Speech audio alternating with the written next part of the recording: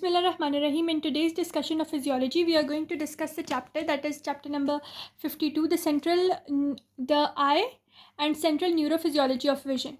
First of all, we will consider the visual pathway. If we look at this diagram of Guyton, we can see the visual pathway clearly. You can see this is the eye and it has a nasal half and a temporal half. The nasal half is the medial half, temporal half is the lateral half. From the nasal half, there is these optic nerve fibers which are going, and these optic nerve fibers from the nasal half, they will cross over at the level of optic chiasm. From the optic chiasm, now what will be there will be ipsilateral temporal fibers, whereas contralateral nasal fibers. Now they will reach the lateral geniculate body. After crossing over in the lateral geniculate body, they are going to form the optic radiations that will travel to the visual cortex. The primary visual cortex is actually located along the calcarine fissure, which is in the medial aspect of the occipital lobe. And these fibers, the optic radiations that are traveling from the lateral geniculate body to the visual cortex, the primary visual cortex, these are known as geniculocalcarine fibers because they are majorly moving from the geniculate body to the cortex around the calcarine fissures. So that is why they are known as geniculocalcarine fibers. This is the new visual pathway system, and we have another visual pathway system that is known as the old visual pathway system. Let us discuss that now. So I had made notes from the book. So the book says actually that the visual pathways are divided into two pathways, the old pathway and the new pathway. The new pathway relays the visual signal to the primary visual cortex that is located around the calcarine fissure, which is in the medial aspect of the occipital lobe.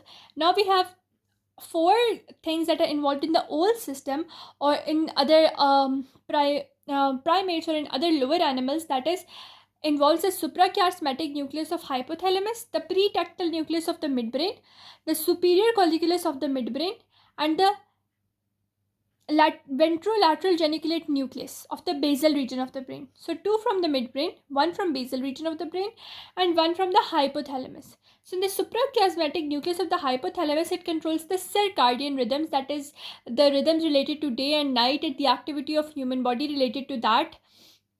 Pretectal nucleus of the midbrain is controlling the light reflex or the reflex motion of the eyes related to the light reflex. The superior colliculus of the midbrain, it is associated with directional movement of the two eyes, whereas the ventrolateral geniculate nucleus of the basal region of the brain is involved in body's behavioral functions.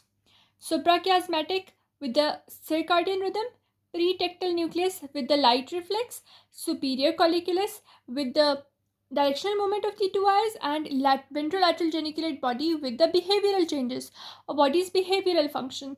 These two visual pathways, the old and new, they exist in the humans, but in the lower animals, old pathway is dominant.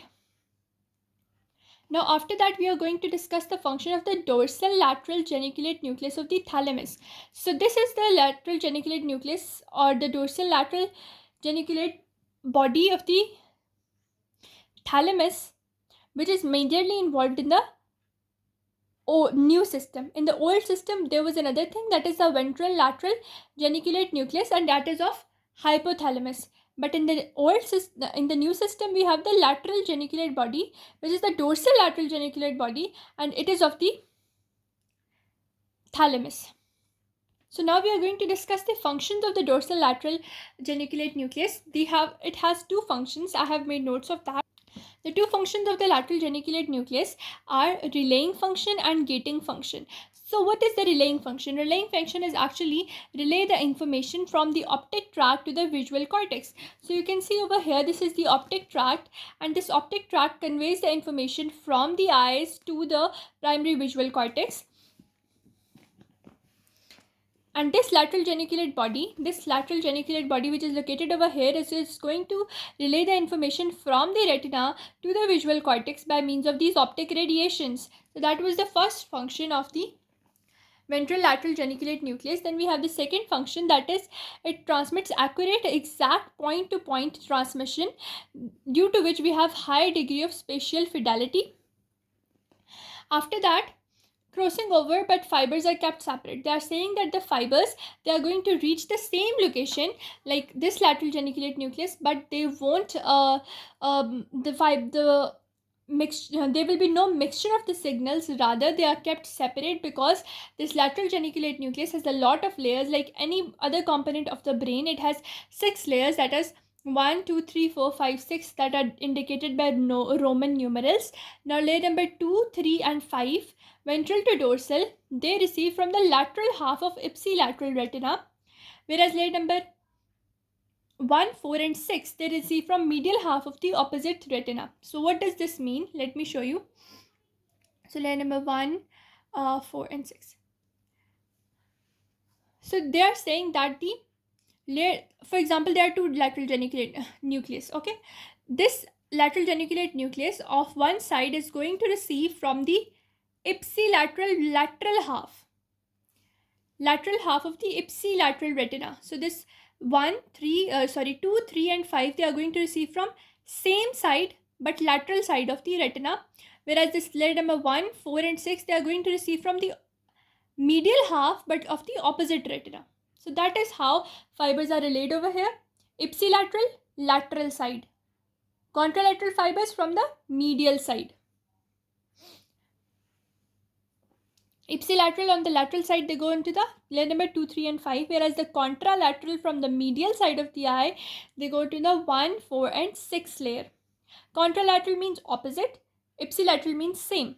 On the ipsilateral, there will be lateral fibers involved, whereas on the contralateral, there will be, from the contralateral eye, there will be medial half or the nasal half fibers involved. Now, parallel transmission is preserved in the visual cortex. This parallel transmission is preserved till the visual cortex. They are saying that the fibers, they are kept separate over here. So this separation is preserved till it reaches the visual cortex, and that is done by the means of these geniculocalcarine fibers. So this is how the one function of relaying an exact point-to-point transmission is done by the dorsal lateral geniculate nucleus of the thalamus. Now we will study about its second function, that is the gating function. So gating function is actually transmission of the signals to the visual cortex. Transmission of the signals from the visual cortex to the back to the lateral geniculate nucleus. So this gating function, how it takes place. Firstly, we talked about that there was this primary visual cortex that was located in the calcarine fissure, and there was this lateral geniculate fibers, and the geniculocalcarine fibers, they were coming from the lateral geniculate nucleus to the visual cortex. But now the gating function of this lateral geniculate nucleus allows the backward transmission, rather from the visual cortex into the lateral geniculate nucleus, to control the amount of signals that are allowed to pass and to highlight the type of information that we need. So these are actually corticofugal fibers which pass in the backward direction from the visual cortex to the lateral geniculate nucleus. Also, in the lateral areas of the in the reticular areas of the mesencephalon, this gating function is also performed in the reticular areas of the mesencephalon or the midbrain.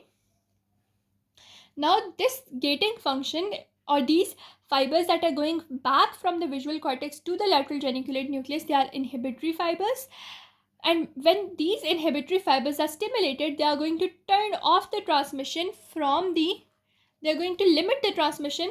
That is the new system. They are going to limit the geniculocalcarine fibers or limit the signals. So this is actually you can say a negative feedback response type of thing. So they are going to highlight the visual information that is allowed to pass. Now we will talk about the layers of this dorsal lateral geniculate nucleus of the thalamus. So it has 2 layers, layer number 1 and 2 and layer number 3 and 4.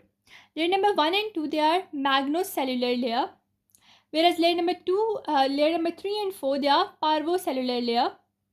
These magnocellular, magno means big, so they receive from large neurons, whereas parvocellular, they are going to constitute the smaller to medium neurons. Magnocellular layer is going to receive from the type M retinal ganglion cells, whereas layer 3 and 4, they are parvocellular and they are going to receive from type P retinal ganglion cells. 1 and 2, they are receiving rapidly conducting pathway, whereas this parvocellular one is the moderate velocity pathway. Magnocellular are involved in the black and white transmission of information, whereas 3 and 4 layers or the parvocellular layer is involved in the color information. Color information is slow information, whereas black and white information is fast information. And 1 and 2, the black and white one is point to point transmission, is very much poor, whereas this slow pathway, this moderate velocity pathway with the color information, there is accurate point to point transmission.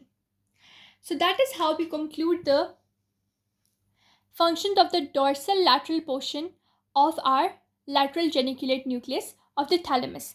In the next video, we will discuss the type of visual cortex we have and other abnormalities of vision, etc.